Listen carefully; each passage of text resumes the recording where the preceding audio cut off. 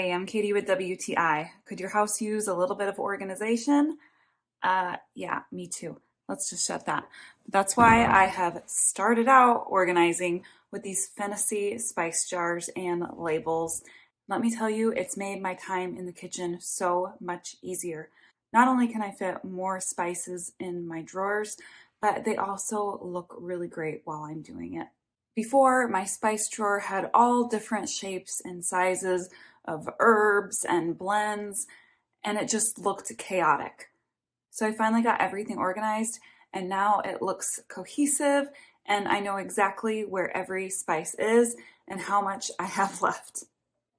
This kit comes with over 100 different spice labels. You're going to find everything you need, not just your classic herbs like oregano or salt and pepper, but even specialty herbs and blends like Old Bay seasoning, everything but the bagel seasoning.